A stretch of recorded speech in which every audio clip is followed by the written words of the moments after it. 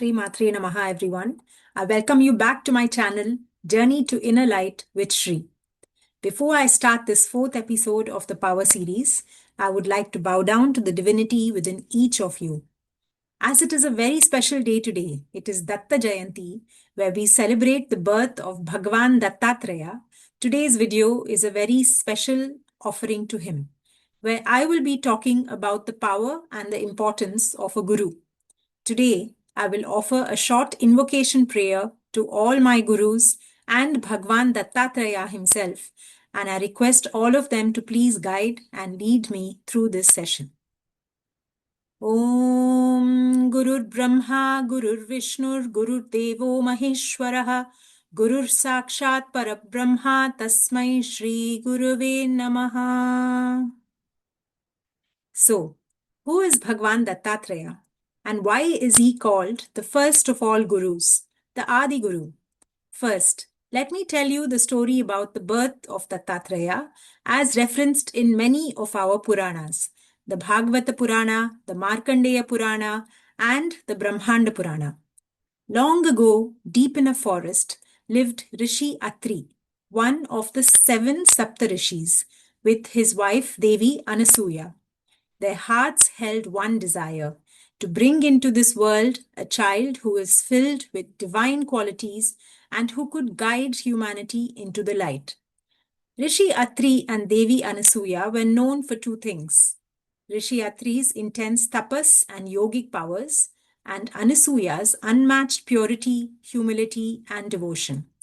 Her fame was so great that the wives of the Trimurtis, the 3 Holy Trinity, Saraswati, Lakshmi, and Parvati, themselves wanted to test her. On their request, their divine husbands descended to Atri's ashram, disguised as wandering sages, and asked Anasuya for alms, but with one strange condition: she must serve them food without wearing any clothes. This was a test of her chastity. Anasuya, unshaken and filled with yogic wisdom, smiled, and using her kamandalu, her water pot, she transformed the 3 sages into 3 small infants, because in the presence of a child there is no impropriety or impurity. She then lovingly fed them as a mother. When Rishi Atri returned to their cottage and saw 3 divine infants, he immediately understood what had happened. With devotion, he prayed to the Trimurtis to return to their original forms. The gods manifested again, and they were deeply moved by Anasuya's purity and Atri's prayers.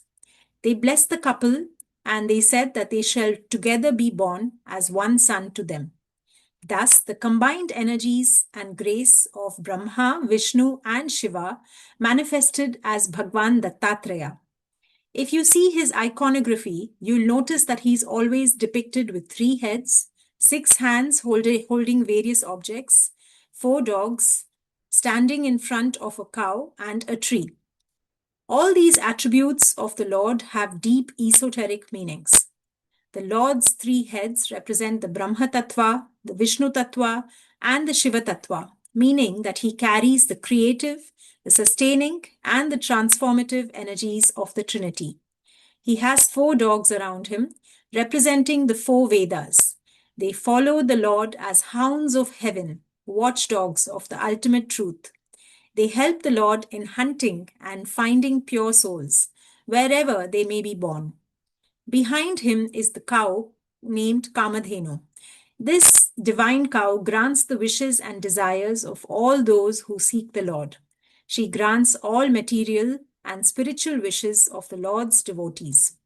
The Lord stands in front of the Audambara tree, the Indian fig tree, which represents the nectar of life and knowledge. And wherever this tree is found, Lord Dattatreya is always found in its shade. His Trishula, which is the trident, is used for killing the ego, and the Damaru, which is the drum, is used to awaken those souls who are still sleeping in the slumber of ignorance. Lord Dattatreya's Shankha, the conch shell, is used to sound the Omkara, the primordial sound and the first word of the Hindu scriptures. Lord Dattatreya is also holding a discus, the chakra, which represents the cycle of time with no beginning and no end. He uses this chakra to destroy all kinds of karmic bonds of his devotees. His right hand holds a rosary, a japamala. With this, the Lord counts his devotees, liberating them by merely thinking of their name.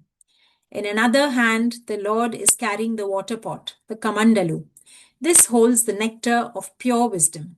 With this, he revives the souls thirsty for knowledge, liberating them from the endless cycle of life and death. Bhagwan Dattatraya's teachings was around one central truth. Everything in creation can be your guru, only if your eyes are open. His mission was simple: to guide humanity back to its inner light, to remind us that the guru is not separate, the guru is your awakened self that is within you. In the Avadhuta Gita, Dattatreya says that he learned the universal divine truth from 24 gurus. The earth, the fire, the wind, water, sky, a tree, a child, a python, a snake, a maiden, even a fish and a wasp. This shows us that the guru is not limited to one form only, and therefore represents what we called as the Guru Tattva, which is all around us, a field of awakened consciousness. In the spiritual journey, knowledge alone is not enough.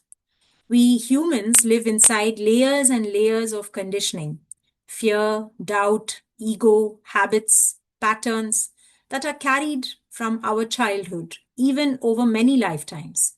Left alone, it may take us decades or lifetimes to grow out of them. But when the Guru Tattva touches your life, your evolution will accelerate. When you really seek and surrender to the divine with humility, you will be, without any doubt, graced by a guru. A guru can come to you as a living guru. They can come to you as a teacher, a friend, a spouse, a parent, a boss at work, even a bad one, or a child. A Shastra guru, that are the scriptures and teachings that guide your mind. At the right time, when you need it and when you are ready, you will get access to the right books, the right scriptures, and the right media content on the internet to guide you. Your inner or antaryami guru. This is your inner intuition, the voice of the self, which is always calling out to you. You just have to stop and listen. The greatest power of a guru is that they hold a vision of you that is far greater than the one that you hold for yourself. Where you see weakness, they see possibility. Where you see doubt, they see awakening. Where you see chaos, they see a soul ready to expand. This is exactly what Dattatreya taught us, that liberation is not just a distant goal, that it is within you, and you just need a shift in your perspective. On this day, the cosmic energies really support you to do some deep reflection, to shed your old patterns, and to step into higher states of awareness. It is a perfect moment for you to say, I am ready to evolve. I am ready to rise. I am ready to be guided.